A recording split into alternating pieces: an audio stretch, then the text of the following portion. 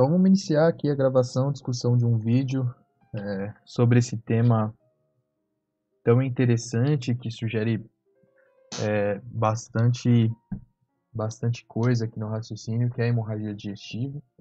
A gente vai entender algumas coisas, algumas considerações sobre o tema. Então, basicamente, o que é hemorragia digestiva? É um sangrado que provém do tubo digestivo, de modo geral. De que ponto do tubo? Para isso vão servir as nossas observações, aí, sobretudo sintomática e de sinais, né, observações anamnéticas, e um bom raciocínio em relação os pontos que a gente vai identificar nessa discussão.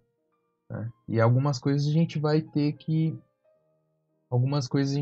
perceber e correlacionar, né, fazer uma correlação e entender as possibilidades, né? Então, são muitas as possibilidades de produção de hemorragia digestiva e a gente pode identificar ela de várias maneiras, né? Então, a gente tem que estar habilitado a fazer esse raciocínio, fazer o caminho inverso do que está se apresentando para a gente, né?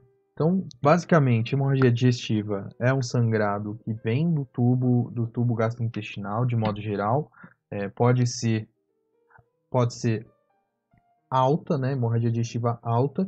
E aí o que estabelece para a gente o alta, né? Então, qual que é o ponto que estabelece para a gente o alta? É o ângulo de Treitz, né? O ligamento de Treitz, o ângulo de Treitz que sustenta o duodeno. Deste ponto para cima a gente tem hemorragias digestivas altas. E desse ponto para baixo a gente tem hemorragias digestivas baixas, hemorragia do intestino delgado e hemorragias ocultas, que é um outro ponto de discussão em que a gente não consegue identificar aí a origem da hemorragia. Né? Então, hemorragia digestiva, duas formas de apresentação possíveis, né? Hemorragia evidente ou hemorragia oculta. O que é um comum achado na hemorragia oculta? Anemia, né? A gente está perdendo sangue, o doente está perdendo sangue, não sabe que está perdendo sangue, então por quanto tempo será que perde esse sangue? E aí a gente vai ter achados aí sugestivos de anemia, com um reconto aí da hemoglobina baixa, uma, um volume corpuscular médio diminuído, e a gente vai entender que essa hemácia aí está recebendo menos componente M, né? Porque o organismo está perdendo e não consegue reciclar o que ele perde. Ou a possibilidade dela ser evidente, né? E aí, na evidente, como é que a gente vai observar esse sangue? Quais são as possibilidades de observar esse sangue? Né? Então a gente pode ter hematêmese ou hematemeses, né? Vômitos no sangue vivo ou em borra de café, que é aquele sangue bem escurecido, de fato. Melena, né, fezes negras ou escuras, ou hematoquesia. Hematoquesia é uma eliminação de sangue vivo pelo reto, né? Então, o que sugere para a gente aqui? Qual que é o raciocínio? Né? Se a gente tem melena, por exemplo, que é fezes negra ou escura, possivelmente esse sangrado, ou provavelmente esse sangrado seja alto, né? E aí ele faz todo o caminho pelo tubo digestivo, vai recebendo outros componentes, como a bilis, por exemplo, né? E vai se agregando a outros componentes, vai sofrendo absorções de modo geral, vai se mesclar, então a gente vai ter um material mais homogêneo e escuro, né? Por conta da presença de sangue. E a diferença para a hematoquesia é onde a gente consegue observar sangue vivo, né? Então, o que pode ser? Muito mais provavelmente, né? A gente observar a hematoquesia, que é sangue vivo dentro ali de um componente pastoso ou até semissólido, né? Um componente pastoso semissólido com um pouco de sangue que é visivelmente heterogêneo, né? A gente tem a parte sangue e a parte fezes. E é interessante pensar sobre esse achado, porque esse achado indica mais para a gente uma hemorragia no trato digestivo baixo, mas também pode ser no trato digestivo alto, se a gente contar que essa perda de sangue é muito rápida, e aí a gente vai ter provavelmente uma afetação no paciente, uma afetação sintomática mais severa. Né? Então tem que fazer esses raciocínios, observou sangue vivo, hemorragia digestiva baixa, mas como é que está o estado o estado geral desse paciente aí? Porque se ele perde sangue muito rápido, o sangue faz o caminho muito rápido e chega lá ainda como sangue vivo nas fezes, né? Então, tudo isso deve ser considerado. E a gente pode ter hemorragia digestiva alta, hemorragia digestiva baixa, a gente está falando principalmente de cólon, né? Porque a gente tem uma separação, mais uma classificação específica para o intestino delgado, ou hemorragia digestiva obscura, né? Que é o ponto que a gente não consegue observar de onde vem. E aí, quais são as grandes fontes de hemorragia digestiva alta, né? E aí o livro vai trazer para a gente essa discussão, né?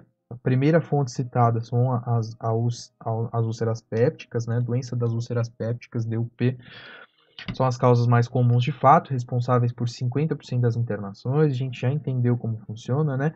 E aqui a gente tem um ponto em que esses pacientes aí, eles usualmente se beneficiam com tratamento endoscópico, onde a gente faz aí ablação, né? Eletrocoagulação bipolar, ou utilizando sonda térmica, tratamento com injeção de alguns fármacos específicos, álcool absoluto e epinefrina, ou clipe, né? Então, o tratamento endoscópico sugere para a gente, primeiro, identificar a úlcera, né? E a gente vai entender que nos pacientes com hemorragia digestiva alta, a gente deve fazer uma endoscopia, obviamente que não com sangramento, não com sangramento nesse momento, porque a gente pode ter aspiração, né, broncoaspiração.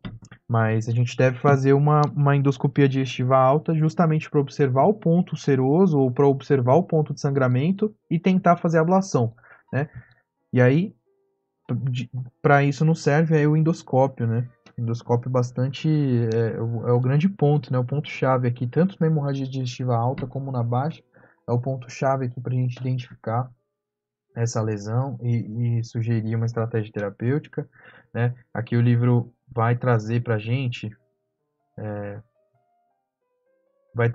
trazer para a gente aqui nos métodos de abordagem um quadro que sugere, né, em que a gente tem úlcera, no ponto em que a gente tem úlcera com sangramento ativo ou caso visível, tratamento endoscópico nesse ponto aqui, ele resolve aqui muita coisa, né?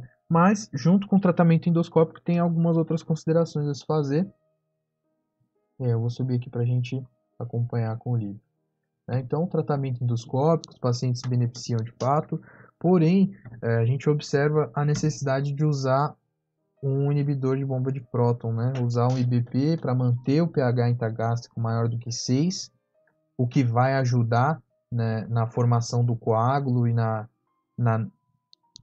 diminuição, né, da possibilidade recidiva desse sangrado, e aumentar a estabilidade do coágulo, que vai diminuir o risco de sangrado adicional também, né, nesses dois pontos.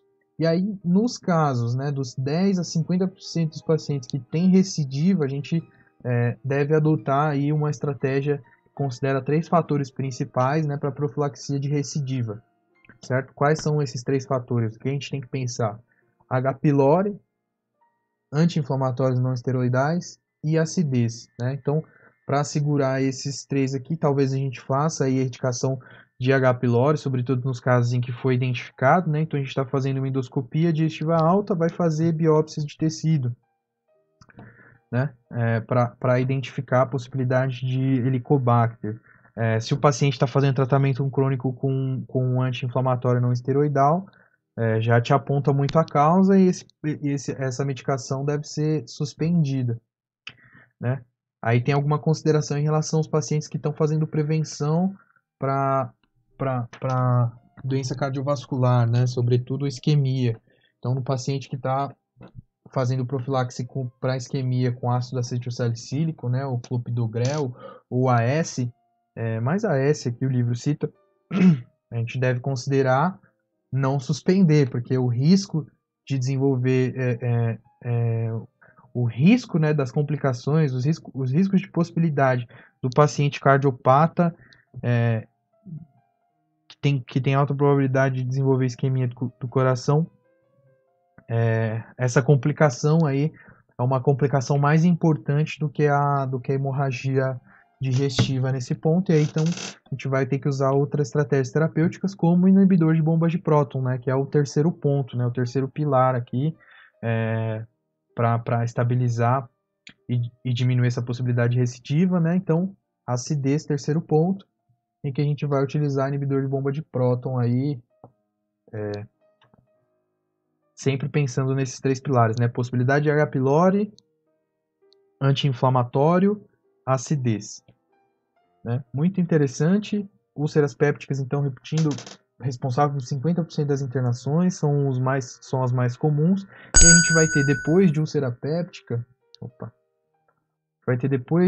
péptica, lacerações de Mallory-Weiss, né? Esse achado, essa entidade patológica, nada mais é do que uma laceração, de fato, né? Uma lesão traumática mecânica ali na porção gástrica da junção gastroesofágica, né? Na região do cárdias, nesse ponto aí em específico, provocado por vômito, ânsia de vômito ou tosse muito forte. A gente pode ter uma hematemese, né? E essa lesão mecânica produzida pela força para vomitar, pelo próprio vômito ou pela tosse muito forte, pode produzir essa laceração. E o sangrado, né? Responsável aí, lacerações de Mallory-Weiss, de 2 a 10% das internações por hemorragia digestiva alta. E o tratamento aqui, possibilidade terapêutica aqui, com tratamento endoscópico também dessa laceração, a gente faz a mesma coisa, né? Eletroablação. Várias esofágicas é um outro ponto interessante, né? Várias esofágicas que a gente vai pensar no paciente com afetação hepática, né? Sobretudo no cirrótico aí, e observar, pensar na possibilidade de varize esofágica, né? Porque a gente sabe, a gente tem hipertensão portal, a gente tem as veias hepáticas ali muito próximas do esôfago, é um achado comum, e a gente vai ter essa tensão sendo transferida para as veias que tem no esôfago, a gente pode ter a ruptura de uma dessas veias e um sangrado, né? Também fazer endoscopia, obviamente, né? Mas no paciente o paciente hepatopata, né? A gente já faz um tratamento vasoativo, né? Então a gente vai fazer a ligadura endoscópica mais um tratamento vasoativo. Então a gente vai fazer aquela eletroablação que eu acabei de comentar, mais um tratamento vasoativo intravenoso, porque a gente está tentando fechar esse vaso, né? E diminuir a possibilidade de ruptura de outros vasos, né? E agora uma opção terapêutica que eu achei muito interessante para esse caso é esse shunt intrahepático transjugular portosistêmicos, né? Muito interessante essa discussão aqui. Eu vou mostrar tips. Vou mostrar aqui uma imagem para eu não esquecer.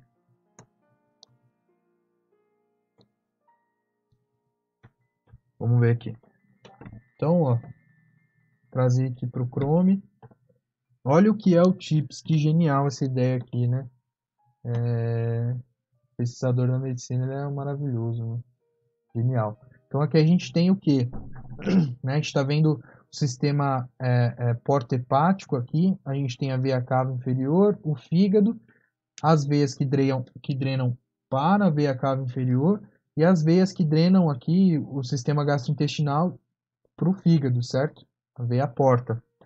O que faz essa cirurgia, né? A gente faz aqui um shunt direto aqui de sangue venoso, né? Um shunt que vai diminuir, porque esse fígado está sem função, então ele não consegue pegar as quantidades de sangue que chegam nele, processar e de fato mandar para a veia cava inferior. Então o que a gente vai fazer? Colocar um tubo entre essas duas conexões, né? Como se fosse colocar um tubo entre a veia porta e a veia cava inferior. Então parte do sangue que chega aqui, se a tensão aumentar, né? Se a tensão na necessidade de funcionamento do fígado aumentar, o sangue vai passar para cá, por esse shunt. Então, tá chegando muito sangue aqui desde o do trato gastrointestinal, tá chegando muito sangue aqui desde os intestinos, e aí surgiu hipertensão nesse momento em específico. No momento em que a hipertensão surge, parte do sangue vai ser drenado direto para a veia hepática. A gente fala, mas esse sangue vai chegar no coração, na circulação menor, sem, sem que sem que o fígado tenha feito seu trabalho? Parte dele sim. Parte dele sim. Mas é melhor do que estourar varize, né? Então, muito interessante aí essa abordagem terapêutica eu achei bonito demais. Vou mostrar aqui uma outra ideia. São todas iguais as imagens aqui. Mas acho que deu para entender, né? Acho que deu para entender. A gente tem o shunt aqui direto, diminui a tensão por essa hipertensão portal aqui, ela vai cair e a gente vai ter o sangue sendo drenado direto para a veia cava inferior, né? Muito, muito, muito interessante.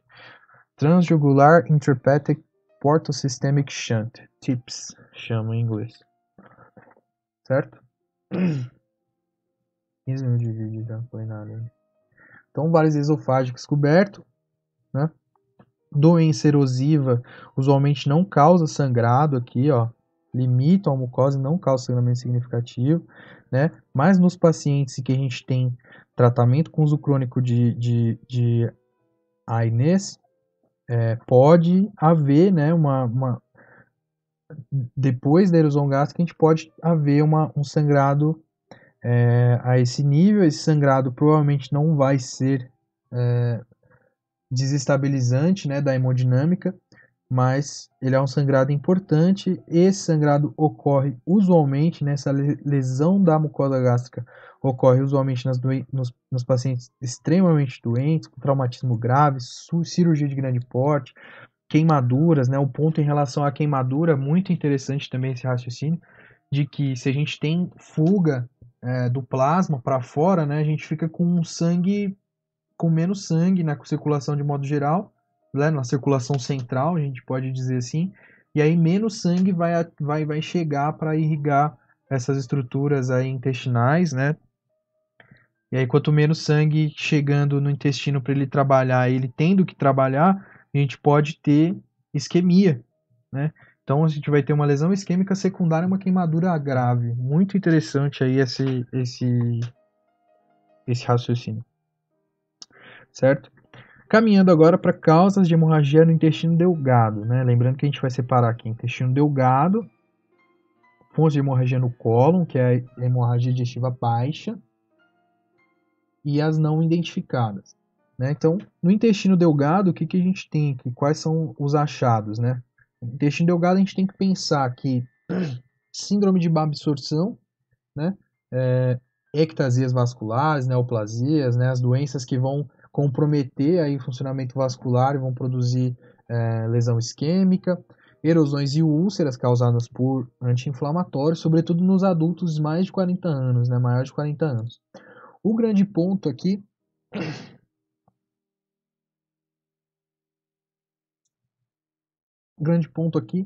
é que, né, o que a gente deve considerar aqui nessa discussão, e até o professor traz no slide dele aqui, que eu achei até legal. Eu vou pegar aqui para a gente dar uma olhada. Então vamos dar uma olhada aqui no que ele trouxe. Apresentação PowerPoint. O que a gente tem aqui? O que a gente consegue ver aqui, né? Então a gente vai tá tentando buscar aqui, o paciente chegou com sangrado, né? Seja ele hematemese ou hematoquesia, né? O paciente chegou com sangrado, a gente vai fazer endoscopias, né? Quais são as possibilidades de endoscopia? Endoscopia digestiva alta ou colonoscopia, retossigmoidoscopia, né?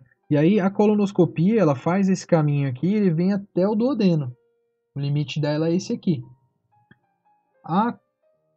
Essa endoscopia digestiva alta. A colonoscopia vai fazer o caminho inverso, né? Desde o reto até os cólons, vai caminhar pelos cólons e vai chegar só até aqui, né? Nessa válvula iliocecal. Então, essa região do intestino delgado não dá para ver. Não dá para ver. Então, esse é o grande ponto, né? A gente tem o sangrado, não sabe de onde ele é, precisa descobrir, precisa entender. E aí tem algumas coisas que podem ser realizadas, né? O livro sugere, inclusive, utilizar a ferramenta para fazer colonoscopia pediátrica em adultos, né, onde a gente consegue caminhar, talvez, ou tenha a possibilidade de caminhar pelo intestino delgado, ou a outra opção é a laparotomia, né, laparotomia e fazer aquela investigação andando pelo cólon todo ali, pelo cólon não, pelo intestino delgado todo, pelas asas intestinais. certo? O que é muito interessante. Então, essa é a grande consideração. Por que que no intestino delgado fica mais difícil, inclusive no passado não era identificado? Por causa disso, né? O tubo endoscópico não anda até lá. Em crianças, qual que é o achado mais comum de causa de hemorragia no intestino delgado? Divertículo de Merkel, né? A causa mais comum é aquela formação, uma formação congênita ali que no segundo momento acaba originando um sangrado, um sangramento.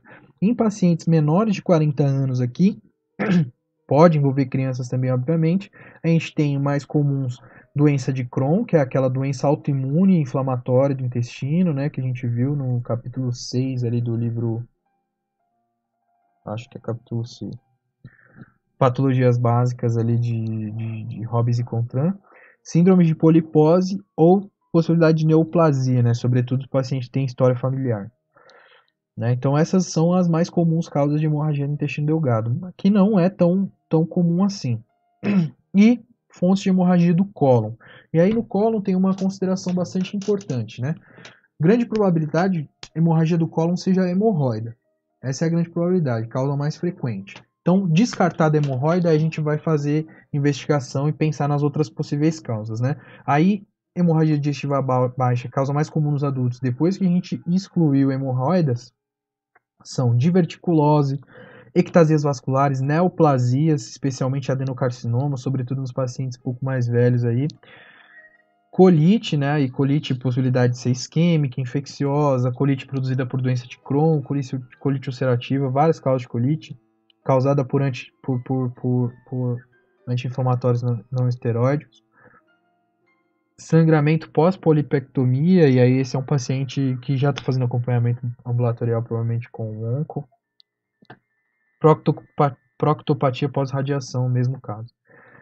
Em crianças e adolescentes, comumente doença inflamatória intestinal, e isso deve ser essa aqui, provavelmente é o ponto aqui da nossa próxima discussão, próximo vídeo e próximo estudo, e pólipos juvenis, certo? E aí, o que a gente pode observar aqui em relação ao intestino grosso? Que, usualmente, os divertículos do intestino grosso, que são os divertículos? Eu vou mostrar aqui a imagem dos divertículos, eu acho que inclusive tem aqui. Que são os divertículos, né? São aquelas formações, a gente tem o divertículo verdadeiro e o não verdadeiro, então o divertículo é uma formação como se fosse uma bolsa, né? Como se fosse uma bolsa formada por tecido gástrico, por tecido do tubo gastrointestinal.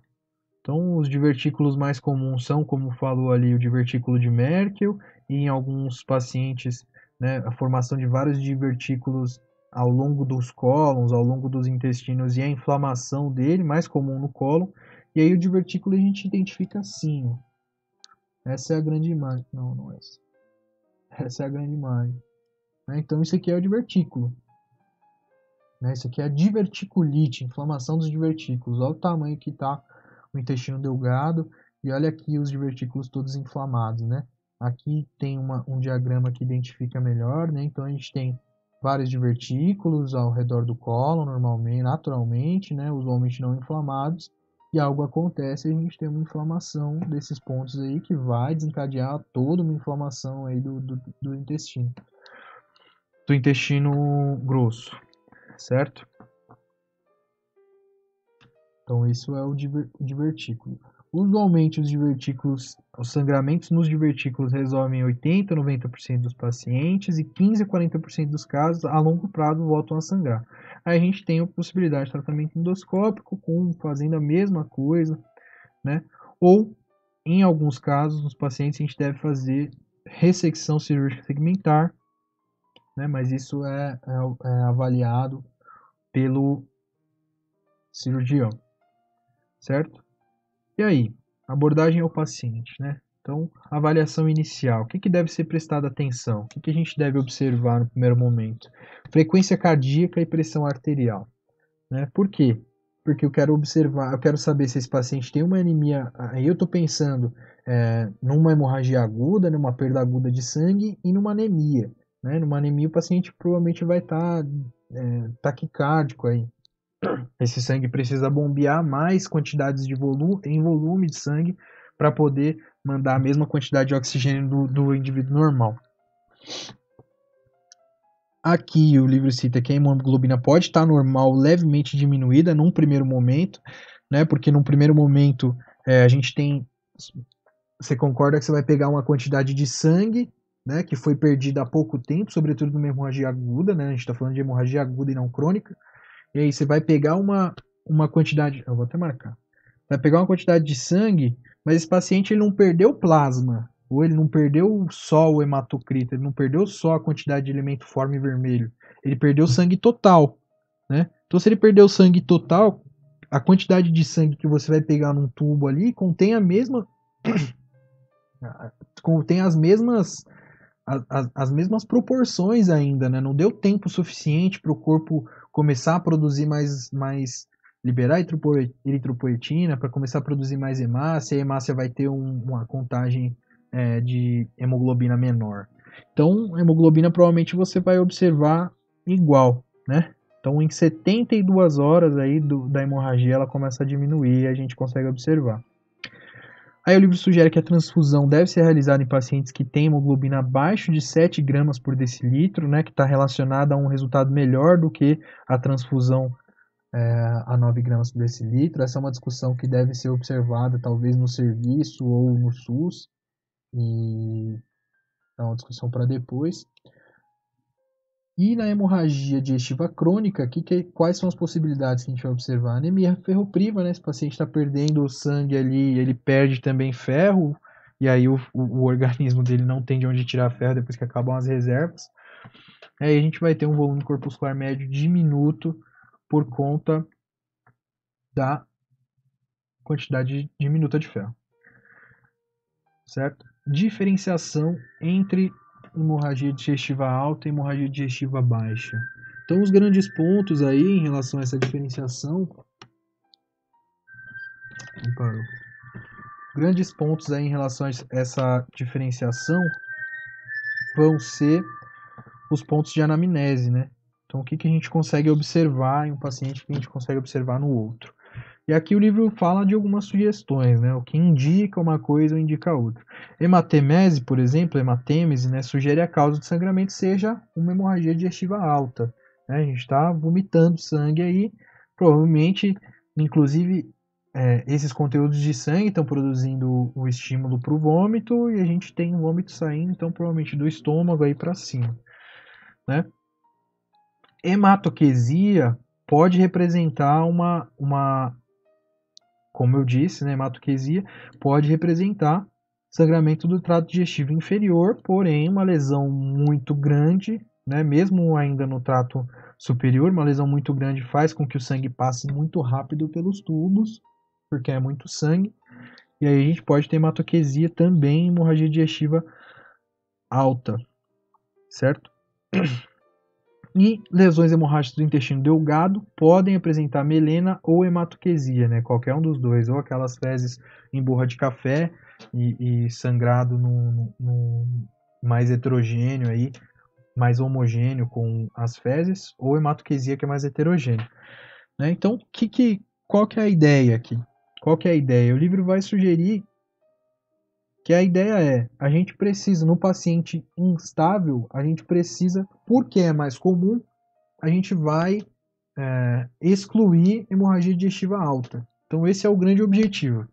Porque é mais comum e porque mata mais no paciente instável hemodinamicamente. O que é instabilidade hemodinâmica? Pressão e frequência cardíaca. A gente precisa excluir possibilidade de hemorragia digestiva alta. Esse vídeo está ficando muito longo com essa abordagem. Então, avaliação do tratamento da hemorragia digestiva alta, observar instabilidade hemodinâmica, idade avançada e comorbidades, né? E os pacientes podem receber alta, são os pacientes que têm Glasgow-Blatchford menor de 0 a 1 ou de 0 a 2, né? Possibilidade de variação dessa escala é de 0 a 23. E aqui está a escala, né? A escala que observa os níveis de ureia, os níveis de hemoglobina, os níveis de pressão arterial sistólica, frequência cardíaca aqui, que são os nossos parâmetros para para estabilidade hemodinâmica, e alguns outros marcadores, né? Melena, síncope, doença hepática, pensar em varizes esofágica, insuficiência cardíaca. E aqui eu vou deixar esse quadro aqui, por mais que eu já tenha visto várias vezes, que é o... Eu vou deixar só para ficar registrado no vídeo, que é esse fluxograma, né, de abordagem da hemorragia digestiva alta em alguns achados, como a úlcera, varize esofágica, laceração de Mallory-Weiss e erosões. Né? Eu vou deixar esse rapidinho, não vou falar sobre isso, vou deixar ele aqui rapidinho, para eu poder pausar o vídeo e ver. E depois a gente vai falar... Isso aqui é terapia. Depois a gente vai falar de avaliação e tratamento da hemorragia digestiva baixa.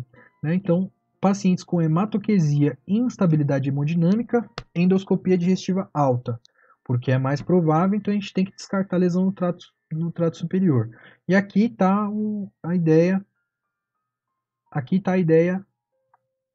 do fluxograma para hemorragia digestiva baixa.